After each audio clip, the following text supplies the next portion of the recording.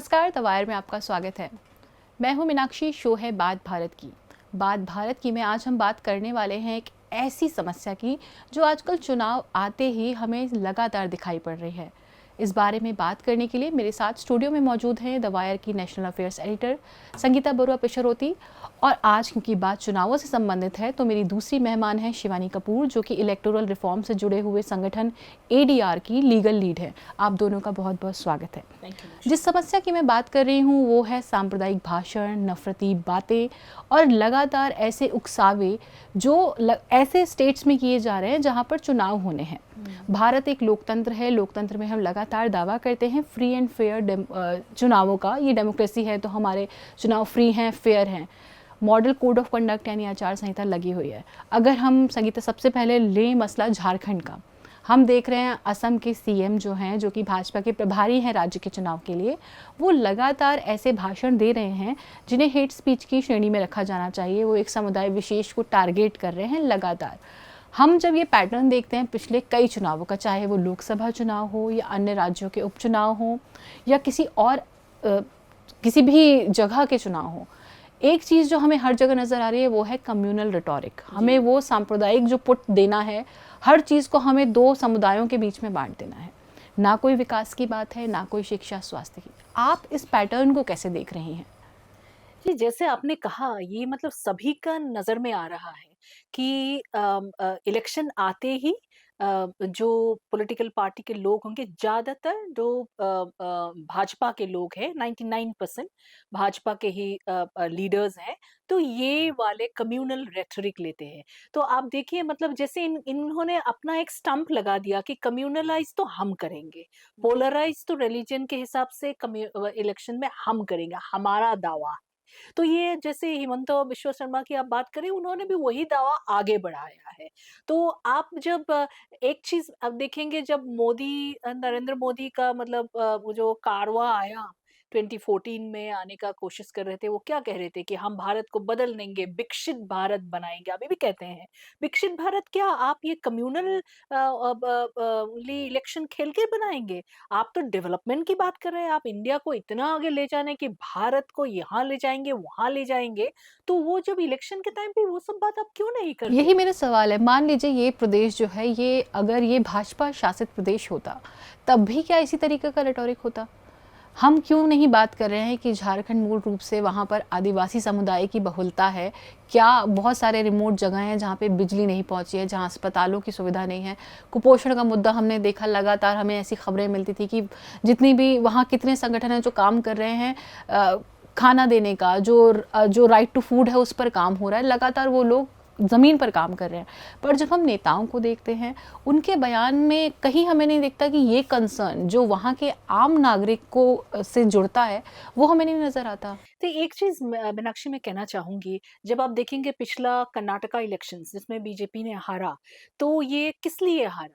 मतलब आप मु इलेक्शन जो है वो बेसिक मुद्दे पे चला गया था, इन्फ्लेशन पे, अनएम्प्लॉयमेंट और ये जो डेवलपमेंट ये वाले इश्यूज़ पे जो इलेक्शन खेली जानी चाहिए, तो य उस पे चला गया था तो और बीजेपी वहाँ में हार का सामना किया। तो और 2024 इलेक्शंस में भी आप देखिए 240 में सीमित हो गए ये लोग। क्योंकि इलेक्शन पहली बहुत मतलब 10 साल बाद आप देखेंगे इलेक्शन ये सब मुद्दों पे आ गया था कि अनएम्प्लॉयमेंट है, इन्फ्लेशन है, चीज़ों का दाम बढ़ रहा है, उस पे जो इलेक्शन खेली जानी चाहिए उस पे आया। अब मुझे लगता है कि बीजेपी बहुत कोशिश करी है जैसे-तैसे वो जो रेटरिक जो है वो कम्युनल पे ले जाए क्योंकि जब वो कम्युनल पे वो खेलते हैं तो उनका अच्छा मतलब रन्स मिलते हैं, उनको वो समझ मतलब वही जो मैं कह रही हूँ कि ओनरशिप जो है कम्युनलाइज़ करने के हिंदू मुसलमान करने के जो कम्युनलाइज़ करने की, ये खाली हिंदू मुसलमान ही नहीं है, मेजॉरिटी माइनॉरिटी अब हरियाणा में भी आप देखिए जातों के खिलाफ। ये मतलब ये जो वो हिंदू हो या मुसलमान हो कुछ नहीं मतलब मेजॉरिटी माइनॉरिटी वाली खेल। एक डिवाइड पैदा करके आप इलेक्शन जीतिए, आप डेवलपमेंट में मत जीतिए। मतलब लेकिन बोलने के लिए आप बहुत कुछ बोलोगे, विकसित भारत चाहिए, आपको नया भारत चाहिए, आपको सब कुछ चाहिए, लेकिन जब इलेक्शन खेलते हैं ये मुद्दे क्यों नहीं आते? मुझे लगता है कि आम जनता को भी ये सवाल उसे सोचना चाहिए। उन्हें सोचना चाहिए कि उनके प्रतिनिधियों की प्राथमिकताएं क्या हैं जिस पर वो बात करें। जी। शिवानी, हम जब बात करते हैं हैं, जैसे हमने जिक्र किया हिमंता बिश्वा शर्मा का, इनसे पहले जो केंद्रीय गृह मंत्री हैं उन्होंने भी इसी तरह के बयान दिए। घुसपैठिया शब्द बिल्कुल आम हो गया है लोकसभा चुनाव में, पश्चिम बंगाल चुनाव में हमने हर जगह देखा। मिस्टर मोदी यानी जो प्राइम मिनिस्टर हमारे, वो सितंबर के आखिर में पहुंचे थे हजारीबाग झारखंड के, उन्होंने भी कहा कि हिंदू घट रहे हैं। किसी राज्य में जब चुनाव होने होते हैं, जब तो आचार संहिता लग जाती है तुरंत, यानी कि अब जो सरकार है उसका कंट्रोल नहीं है, कंट्रोल चुनाव आयोग का है। ऐसे में जब हम देखते हैं इतने बड़े पदों पर बैठे लोग इस तरह के कमेंट करते हैं और उनके ऊपर कोई कार्रवाई नहीं होती, कोई प्रतिक्रिया हमें कहीं से नहीं मिलती, और ख़ास तौर पे चुनाव आयोग जिसकी जिम्मेदारी है, तो बतौर नागरिक हम क्या सोचें? यही सबसे बड़ी प्रॉब्लम है हमारे पास आज के टाइम में। जब हेट स्पीच की बात होती है खासकर, और जब ये लीडर्स और खासकर आपके प्राइम मिनिस्टर और जो कैबिनेट मिनिस्टर्स हैं, चीफ मिनिस्टर हैं, या फिर पॉलिटिशियन जनरल हैं, वो अगर ऐसे स्टेटमेंट्स देते हैं इलेक्शन के टाइम पे, उनको पता है कि वो सबसे बड़ी बात है कि वो आपकी जनता के साथ, नागरिकों के साथ, उनके सेंटिमेंट के साथ खेलते हैं। किस तरीके से खेलते हैं? हेट स्पीच देते हैं, या फिर बाहुबली या पैसे का यूज़ करते हैं, या ब्राइबरी देते हैं। ये 3 ऐसी चीज़ें हैं जिसमें उनको पता है कि श्योर शॉट वो जीतेंगे। दूसरा बात ये होती है, इन सब चीज़ों को होता है, जब ये होता है, उसके बाद जो चुनाव आयोग है वो क्यों नहीं कुछ करती? हमारे पास एमसीसी है, मॉडल कोड ऑफ कंडक्ट है, और ये जो सबसे हमें तो सबसे पहले ये समझने की ज़रूरत है कि मॉडल कोड ऑफ कंडक्ट जो होता है, क्या उसका उसका वैल्यू क्या है? स्पेशली इस टाइम पे जब इलेक्शंस हो रहे हैं और इस तरीके की स्पीचेस बने, हेट स्पीचेस दी जा रही है, उसका वैल्यू समझने की ज़रूरत है। और मुझे पूरा यकीन है इलेक्शन कमीशन अच्छे से जानता है इसका, ये कितना पावरफुल एक पावर दी गई है इलेक्शन कमीशन ऑफ इंडिया को। ये पावर जो है कॉन्स्टिट्यूशन के थ्रू मिली है। जी, जी। एमसीसी आर्टिकल 324 वो डायरेक्ट पावर देता है एमसीसी के अंडर इलेक्शन कमीशन को कि आप कोई भी एक्शन ले सकते हैं अगर इस तरीके की चीजें होती हैं। लेकिन इलेक्शन कमीशन क्यों नहीं लेता है? इसका सबसे बड़ा प्रॉब्लम ये है, करेज और एक इंटेंशन, ये 2 चीजें जो है ये होनी चाहिए। क्या आप में, आपके अंदर नीतियां तो आपके पास है, पर क्या आपकी नीयत है उसको लागू करने की, सही तरीके से फोर्सफुली लागू करने की? क्या आप में वो गट्स हैं? क्या आप वो लागू कर सकते हो या आप करना चाहते हो? ये सबसे बड़ी बात होती है। अभी तक का हम काफ़ी, मैं कहूँगी पिछले 10 साल से हम देख रहे हैं कि इलेक्शन कमीशन किस तरीके से, चुनाव तो होते हैं और बहुत सारे होते हैं, लेकिन किस तरीके से काम कर रहा है, क्या वो सही से काम कर रहा है कि नहीं कर रहा है। इसमें सबसे बड़ा योगदान किस तरीके से चुनाव आयोग का अपॉइंटमेंट होता है उस पे भी है। अभी हमारा जो एडीआर ने पिटिशन फाइल किया था और उसमें सुप्रीम कोर्ट ने एक लैंडमार्क जजमेंट भी दिया था मार्च 2023 को, और उसमें साफ-साफ बताया था कि इलेक्शन कमीशन का अपॉइंटमेंट जो है वो एग्जीक्यूटिव के इंटरफेरेंस से नहीं होना चाहिए, वो एक बिल्कुल इंडिपेंडेंट अपॉइंटमेंट होना चाहिए, क्योंकि जो इलेक्शन कमीशन का रोल डेमोक्रेसी में बहुत बड़ा है। मैं तो कहूँगी उनका role prime minister, political parties, नागरिकों, इन सबसे बड़ा रोल तो उनका है। जब हम क्योंकि डेमोक्रेसी की वो जो बात, डेमोक्रेसी की बात कर रहे हैं उसको हाँ, मेंटेन उन्हीं को करना है। उसको इम्प्लीमेंट, हम जब जी। डेमोक्रेसी की बात करते हैं, इट्स नॉट जस्ट डेमोक्रेसी, हमको ये भी देखना है कि वो जो डेमोक्रेसी वो फंक्शनल भी है कि जी। नहीं है, ये बहुत ज़रूरी है। तो उसके लिए इलेक्शन कमीशन कैसे काम करता है, जो कि फर्स्ट एंड फॉरमोस्ट और जो only nodal authority to take care of superintendence, control and conduct of election, ये 3 वर्ड जो है 324 में यूज़ किए गए हैं। इसका बहुत डीप मीनिंग है जो कि इलेक्शन कमीशन को रियलाइज़ करना चाहिए। अब जब हम अपॉइंटमेंट प्रोसेस की बात करते हैं, जब सुप्रीम कोर्ट ने एक जजमेंट दे दिया, उसमें बताया ये इंडिपेंडेंट होना चाहिए, जिसमें कि एक कमेटी बननी चाहिए, उसमें प्राइम मिनिस्टर होना चाहिए, उसमें एक लीडर ऑफ ऑपोजिशन होना चाहिए और उसमें चीफ जस्टिस ऑफ इंडिया होना चाहिए। तो सरकार ने क्या किया, वो दिसंबर 2023 में एक कानून लेके आया और ये बोला सुप्रीम कोर्ट ने कि ये तब तक लागू होगा जब तक ये कानून नहीं बनता। जब अब संसद कोई हाँ, कानून पारित नहीं करती। जब संसद ने कानून लाया तो उन्होंने क्या कानून लाया, अब यही से उनकी नीयत समझिए। उन्होंने कानून लाया जिसमें प्राइम मिनिस्टर भी था, जिसमें लीडर ऑफ ऑपोजिशन भी था, लेकिन चीफ जस्टिस ऑफ इंडिया को आपने हटा दिया और उसमें आपने एक कैबिनेट मिनिस्टर डाल दिया जो कि प्राइम मिनिस्टर ही अपॉइंट करेगा। तो ये कहाँ से इंडिपेंडेंट अपॉइंटमेंट प्रोसेस हुआ? तो ये सबसे बड़ा कारण है, ये तो एक जड़ है, सबसे बड़ी प्रॉब्लम जो आज इलेक्शन कमीशन क्यों नहीं एक्शन लेता। मैं आपको बताऊं तो मार्च और मई से ही, ये जो हमारा लोकसभा इलेक्शन हुआ, मार्च और मई से 3 महीने के अंदर 380 केसेस हेट स्पीच के हैं। तो उसमें कितने केसेस आपने इलेक्शन कमीशन ने उसको देखा या उसके अगेंस्ट एक्शन लिया, या कोई फॉलो अप एक्शन है, या अगर हमें हम कोई झारखंड जानकारी की है? ही बात करें, हम महाराष्ट्र तक तो जाते भी नहीं, हम केवल झारखंड की बात करते हैं। तो झारखंड में जब पानी सर से ऊपर हो गया तो विपक्षी गठबंधन ने चुनाव आयोग से शिकायत की है। इस शिकायत के भी 5-6 दिन गुजर चुके हैं और अभी इस बातचीत से जस्ट पहले जब मैंने चेक किया था तब तक चुनाव आयोग की तरफ से कोई जवाब या इस पे कोई प्रतिक्रिया नहीं आई है। तो ऐसे में पहले तो आपने स्वतः संज्ञान नहीं लिया, जो कि आपकी प्राइमरी रिस्पॉन्सिबिलिटी थी। उसके बाद जब शिकायत हुई तो उस शिकायत को अभी तक स्वीकार भी किया गया है नहीं, हमें नहीं पता। तो ये अब ये देखिए, जब आपके पास एक ही अथॉरिटी है इलेक्शन कमीशन ऑफ इंडिया, आप उनके पास जा रहे हैं अपनी कंप्लेंट लेके, नागरिक उनके पास जा रहा है अपनी एप्लीकेशन लेके, या नागरिक उनके पास आरटीआई फाइल कर रहा है और पूछ रहा है कि आपने इसमें कुछ काम किया कि नहीं किया। जब जवाब ही नहीं आ रहा है, जब वो इस बात को इतना ज़रूरी नहीं समझते, जो चुनाव आयोग समझती ही नहीं है, तो आप फिर जब ये एक ऑर्गेनाइजेशन, एक कॉन्स्टिट्यूशनल ऑर्गेनाइजेशन का हाल है, तो आप क्या बोलते हैं कि आज की डेट में हमारी डेमोक्रेसी किस हाल पे है और वो कैसे सुधार होगा? मुझे नहीं लगता इस तरीके से सुधार होगा।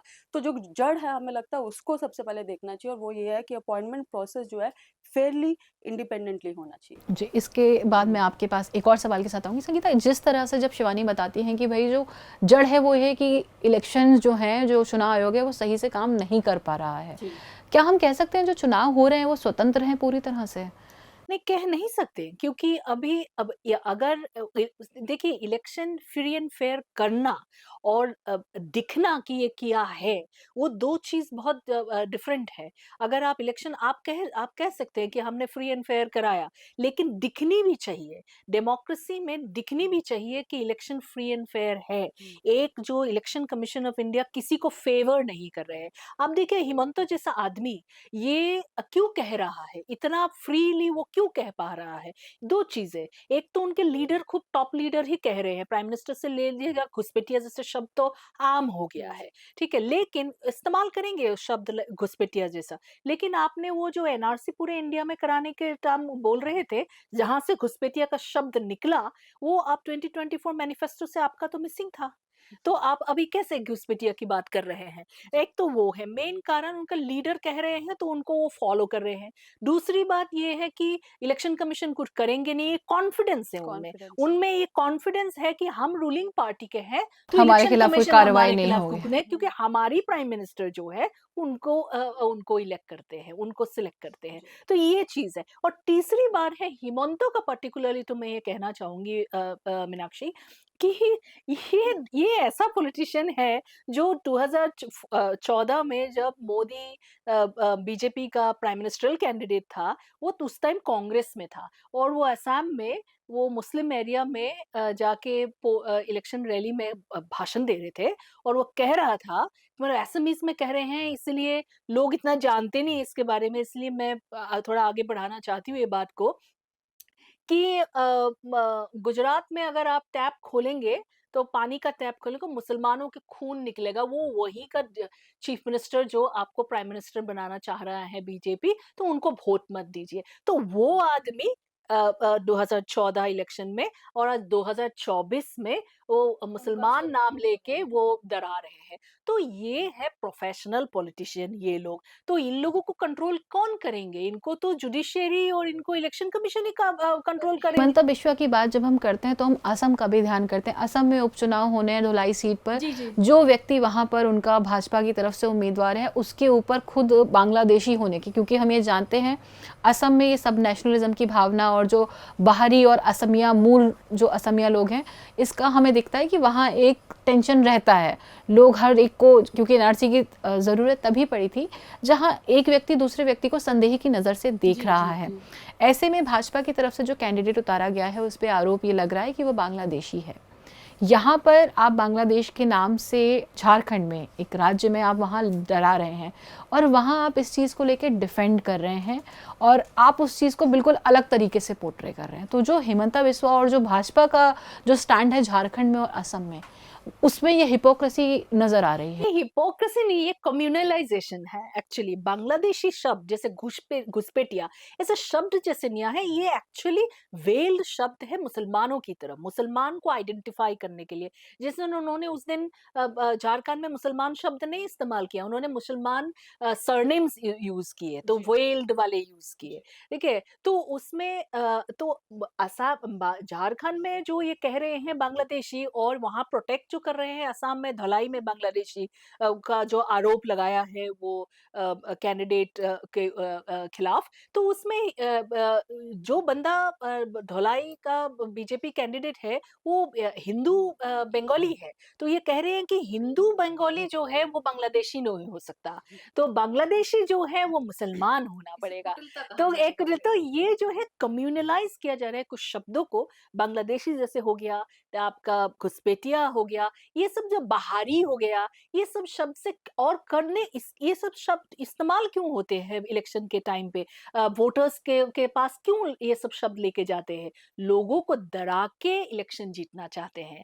आपके पास अगर इतना अच्छा आपने किया है और आपका कोई सचमुच में आपका अच्छा मॉडल ऑफ गवर्नेंस है, आप वो आगे बढ़ाइए। लेकिन आप वो नहीं बढ़ा रहे क्योंकि आप दिखा नहीं पा रहे। आपका पूरा अनएम्प्लॉयमेंट का फिगर्स आप देख लीजिए, पॉवर्टी के फिगर्स आप देख लीजिए, इकोनॉमी का हालत देख लीजिए, कुछ नहीं हो रहा है। तो दैट मीन्स आपको डरा-डरा के आपके वोट आपका लेने की कोशिश है। तो उसमें सबसे जागरूक कौन होना पड़ेगा? सबसे जागरूक तो वोटर होना पड़ेगा।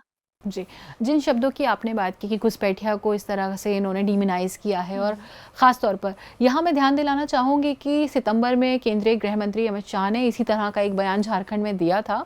उसके बाद बांग्लादेश की जो नई सरकार है उसकी तरफ से आपत्ति आई थी जी। कि आप इस तरीके से अगर करेंगे तो हमारे जो संबंध हैं वो अंतर्राष्ट्रीय संबंध प्रभावित हो सकते हैं। इस पे भारत की तरफ से कोई जवाब नहीं आया। इसे किस तरह से देखेंगे कि कैसे आप डोमेस्टिक राजनीति में, घरेलू राजनीति में आपका कहा हुआ कुछ जिसके इम्प्लीकेशन आगे भी देखे जा सकते हैं अंतर्राष्ट्रीय संबंधों तक।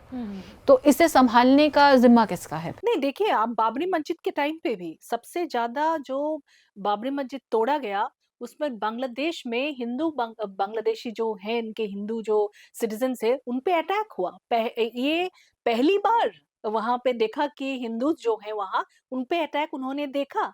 तो ये तो भाजपा का ही कारण की वजह से ही वहाँ जाके हिंदू भाई-बहनों पे अटैक हुआ। और अभी भी आप अगर ऐसे इस्तेमाल कर रहे हैं, जो चीज़ें आप कर रहे हैं यहाँ पे, उसके वो रिफ्लेक्शन वहाँ दिख जी, रही है। माइनॉरिटी के लिए वहाँ खतरा हो सकता हाँ, है। तो आप अगर हिंदू कहाँ पे आप मतलब हिंदू के खिलाफ ही लड़ रहे हैं इन अ वे, उस आप कहीं न कहीं उनको वल्नरेबल इनसिक्योर बना बना दे रहे रहे हैं हैं। आप। जी, आप वल्नरेबल बना दे रहे हैं उस एक समुदाय जी, को जी, उस जी, हिंसा के प्रति कि जी। जो यहाँ हो रहा है उसका हो सकता है वो वहाँ भी हो जाएगा। जी, और ऊपर से वो लोग जो हैं जैसे आप देखें इस पाकिस्तान ही जाके बांग्लादेश बना, सो बहुत सारे लोग तो वहाँ से कैसे वो हिंदू बंगाली उधर पे कैसे हैं? क्योंकि वो उनका बाप-दादा का ज़मीन है, जगह है, वहाँ जन्म लिए हैं और वहाँ पुरखों से हैं तो वहाँ रह रहे हैं। तो आप उनको इनसिक्योर बना के उनको क्या भगाना चाह रहे हैं? उनको अपने बाप-दादा की जगह से? सो ये सब जो ये मतलब आप क इलेक्शन के टाइम पे कुछ भी आप कह दें, लेकिन आम लोगों का ज़िंदगी में बहुत फ़र्क पड़ता है ये सब चीज़ों से, क्योंकि हमारा पॉलिटिशियन तो हमारा अकाउंटेबल है नहीं, वो कुछ भी कह के वो निकल लेंगे, लेकिन आम जनता ही सबसे ज़्यादा प्रभावित होती है ये सब चीज़ों से। आपने अकाउंटेबिलिटी की बात की, जवाबदेही तो चुनाव आयोग की भी है। क्या बतौर नागरिक जैसे हमने बात की कि चुनाव आयोग कुछ नहीं कर रहा है, मॉडल कोड ऑफ कंडक्ट का कोई मतलब नहीं रह गया, हम पढ़ रहे हैं अखबारों में लेख लिखे जा रहे हैं कि उसे उठाकर फेंक देना चाहिए, जिस हिसाब से उसका कोई पालन नहीं हो रहा। ऐसे में नागरिक किससे जवाबदेही मांगे? क्या कानून में ऐसा कोई रास्ता है जिससे हम चुनाव आयोग को या जो भी अथॉरिटीज़ हैं उनको हम जिम्मेदार या जवाबदेह ठहरा सकते हैं? मेरे ख्याल से इसमें सबसे इम्पोर्टेंट बात ये है कि समझने की ये है कि हेट स्पीच में जब हम अपने भारत की बात करते हैं, हेट स्पीच में कोई डिफाइंड कानून नहीं है।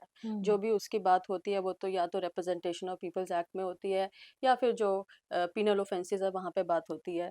तो बेसिकली क्या हेट स्पीच को क्या कहेंगे, क्या हेट स्पीच के क्या एसेंशियल परिभाषा इंग्रेडिएंट्स होनी रहेगी, जी। चाहिए, वो सब हमें नहीं पता है। वो सब है ही नहीं कानून में। लेकिन इसके लिए एक कानून बनने की ज़रूरत है, लेकिन कानून कहाँ से आएगा? इन्हीं लोगों से आएगा, इन्हीं पॉलिटिशियन से आएगा, यही लॉ मेकर बनते हैं और यही इन्हीं को कानून लाना है। लेकिन कानून आया अभी तक। ये ये लोग वैसा कानून कभी नहीं लाएँगे जो इनको खुद अनकंफर्टेबल करता है। तो अब इसमें जब आप कहते हैं कि एमसीसी यूज़लेस है, मैं इस चीज़ को नहीं मानती। एमसीसी में बहुत ज़्यादा पावर है। इनफैक्ट इलेक्शन कमीशन ने एमसीसी के अंडर बहुत स्ट्रॉन्ग एक्शन पहले लिए भी हैं। अगर मैं आपको बताऊँ 2017 में कृष्णानगर कॉन्स्टिट्यूएंसी जो जी, तमिलनाडु जी। में थे, जहाँ पे ब्राइबरी का इतना बड़ा इश्यू हुआ था, इतना कैश निकला था, तो वो पूरा का पूरा इलेक्शन रद्द हो गया था। तो ये भी तो इलेक्शन कमीशन ने एक काम किया था। और एक बोल्ड डिसीजन लिया था। ये डिसीजन भी तो आर्टिकल 324 के अंडर आया। ये डिसीजन भी तो एमसीसी जब लागू था उसमें उनके अंडर उन्होंने वो पावर अपनी यूज़ की। उनको एहसास ये होना चाहिए, उनको ये रियलाइज़ करने की ज़रूरत है कि उनके पास पावर तो बहुत है। हम कानून की बात करते हैं, कानून अभी नहीं आने वाला, वो वहाँ से वो उनको लाना है, हमारे पॉलिटिशियंस को लाना है, वो नहीं लाएँगे। कानून आता भी है तो एक उसका भी एक लंबा प्रोसेस होता है, एफआईआर लॉन्च होगी, फिर वो कोर्ट में जाएगा, फिर वो लंबा खींचेगा और पॉलिटिशियंस के अगेंस्ट जब हम केसेस की बात करते हैं तो 20-20 साल बहुत केसेस लग पेंड ही जाते हैं। रहते हैं, जी, हमें जी, पता है, ये तो बहुत कॉमन सी बात है। जी। लेकिन एमसीसी में जब ये कंप्लेंट फाइल होती है, तो आपको 24 आवर्स से 48 आवर्स के अंदर एक्शन लेना ही है, लेकिन वो ले नहीं रहे। तो आप क्या करेंगे? इसमें नागरिकों को सबसे पहले ये समझने की ज़रूरत है कि कैसे लीडर्स अपॉइंट करें। तो ये जो हम मनी पावर और मसल पावर की बात करते हैं, उनको बहुत ज़रूरी है नागरिकों को अपनी ज़िम्मेदारी समझने की, और उनकी ज़िम्मेदारी सिर्फ़ वोट देना नहीं है, उनकी ज़िम्मेदारी सवाल उठाना भी है। और उनकी जैसे कि जो ये इस तरीके की बातें करते हैं, जब आपके जो ऐसी स्पीचेस देते हैं पॉलिटिशियन, हेट स्पीच देते हैं, ये रिलीजन की बात करते हैं, कम्युनल हेट्रेड फैलाने की बात करते हैं, उसी टाइम आप नागरिकों को समझने की ज़रूरत है कि आप ये सवाल उठाएं उसी टाइम कि आप ये बात कर रहे हैं, लेकिन आप डेवलपमेंट की बात क्यों नहीं करते? कि आपने मेरे जगह में यहाँ ये काम किया कि नहीं किया? क्या मेरे पास एम्प्लॉयमेंट है कि नहीं है? क्या हमारे यहाँ हॉस्पिटल काम कर रहे हैं कि नहीं कर रहे हैं? कि हमारे स्कूल अच्छे से काम कर रहे हैं, कि स्कूल हैं कि नहीं है? क्या आपको खाना-पानी मिल रहा है कि नहीं मिल रहा है? क्या टैक्स पेयर का पैसा कहाँ जा रहा है और कैसे जा रहा है, कैसे खर्च हो रहा है? ये नागरिक को समझने की ज़रूरत है। जब तक नागरिक अपना रोल नहीं समझेगा और दूसरी जो कॉन्स्टिट्यूशनल अथॉरिटीज़ है उनको ये रोल समझाएगा नहीं, तो तब तक आई डोंट थिंक कुछ हो सकता है। I tend to agree with her. हुँ, तो वही है, नागरिक को अब जागना है। जागना है। मतलब ये, क्योंकि आप देखिए पूरा सिस्टम को कैप्चर किया गया है। मतलब एक सेक्शन जो है पॉलिटिशियन, मतलब आज एक सरकार है, उसने अच्छी तरह से जकड़ लिया है, कल यही मॉडल किसी और के सामने भी है, तो कोई और पार्टी भी आएगा इतना ब्रूट मेजोरिटी के साथ, वो भी करने की कोशिश करेंगे। करेक्ट। हमें भूलना नहीं चाहिए, emergency was the result of brute majority. मतलब इंदिरा गांधी का जो ये पावर जो पूरा हाथ में लिया उन्होंने, उन्होंने इमरजेंसी कर दिखाया। आप ये वाला सरकार के टाइम पे ये हो रहा है कि इमरजेंसी फॉर्मली लाने की भी जरूरत नहीं है, हम उसको बिना लाए भी बहुत कुछ कर सकते हैं, हम इंस्टीट्यूशन सारा कैप्चर कर सकते हैं, तो आप कर रहे। तो आप जब जनता है, इस देश का आप वोटर है, आप रेस्पॉन्सिबल सिटीजन है, तो आपको भी ये सब सवाल पूछनी चाहिए कि इन्होंने इलेक्शन के टाइम पे हर बार जब इलेक्शन आते हैं इन्होंने कम्युनलाइज करने की कोशिश करते, मुझे डराने की कोशिश करते हुँ, हैं, तो मैं क्यों डरूं या ना हुँ, डरूं, मैं अपने ही देश में डरूं? हुँ, क्योंकि मुझे क्यों डराने की कोशिश कर रहे हैं? इसलिए कर रहे हैं कि मैं सवाल ही ना करूं। हुँ, और वो सवाल इलेक्शन के टाइम पे आप कौन से सवाल होते हैं? आप यही पूछते हैं कि चीजों का दाम क्यों ज्यादा हुआ है, मेरा बच्चा को अच्छा एम्प्लॉयमेंट मिलेगा कि नहीं मिलेगा, तो ये मतलब देश का जो बॉर्डर्स है, बाउंड्रीज है, वो सुरक्षित है कि नहीं। तो हुँ, ये चीजें जो हैं, आप वो करेंगे कि देश, मतलब मैं सुरक्षित हूँ कि नहीं, जैसे मैं अगर बाहर निकलूं तो महिला हूँ, तो मैं सेफ हूँ कि नहीं। ये सब चीजें जो हैं, मैं पुलिस स्टेशन में जाऊं तो मेरा एफआईआर लॉन्च होगा कि नहीं। ये सब चीजें जो नॉर्मल गवर्नेंस जो होती है, उस पे आता है इलेक्शन, हुँ, उस पे सवाल, उस सवालों पे इलेक्शन आनी चाहिए, और आता है। लेकिन ये सारा डिफ्लेक्ट करने की वजह से ये कम्युनलाइज करते हैं, हिंदू मुसलमान। मतलब आप ये जो है, अब मैं तो, मेरे को तो गुजारिश होगा हिंदुओं से एक्चुअली, क्योंकि अगर मैं भी हिंदू हूँ, मैं भी अगर उसी में डरूँ अपने ही देश में, और लेकिन क्यों क्यों मुझे डराया जा रहा है? क्योंकि मुझे ये जो ज़रूरी सवाल है, जो मेरा ज़िंदगी बेहतर हो सकता है, वो सवाल करने मुझे नहीं दिया जाता है ड्यूरिंग इलेक्शन। तो मेरे को एक, मतलब स्मोक स्क्रीन एक मेरे हुँ। सामने लाया दिया जाता है।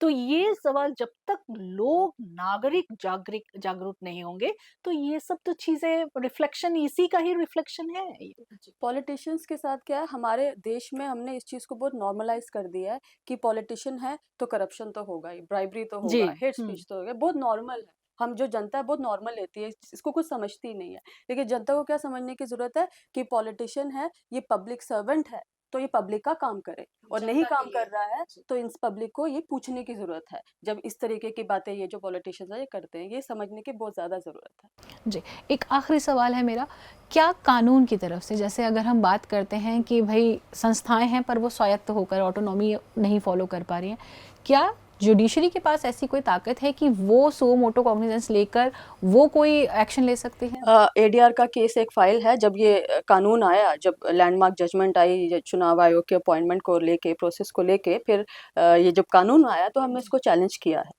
और ये सुप्रीम कोर्ट में पेंडिंग है। तो अभी अगर हम सिर्फ इलेक्शन कमीशन के हिसाब से और इस इशू के बारे में बात करें तो सुप्रीम कोर्ट को समझना चाहिए कि ये कानून किस तरीके का कानून है, और जो इन्होंने डायरेक्शन दी थी इंडिपेंडेंट और बोल्ड और fair appointment of the election commissioners, क्या ये कानून जो अब आया है क्या ये कर पाएगा या कर रहा है उस तरीके से? अगर ये नहीं कर रहा है और बिल्कुल नहीं कर रहा है क्योंकि it is full of just political interference, तो फिर उस कानून को अनकॉन्स्टिट्यूशनल डिक्लेयर करें और दोबारा जो अपना दिया डायरेक्शन है उसको इम्प्लीमेंट करें। इतना पावर तो जुडिशरी के पास है ही। सो या तो कहीं ना कहीं हम ये देख रहे हैं कि जिस तरीके के कानून हमारे पास हैं सिर्फ उनका अमल नहीं है।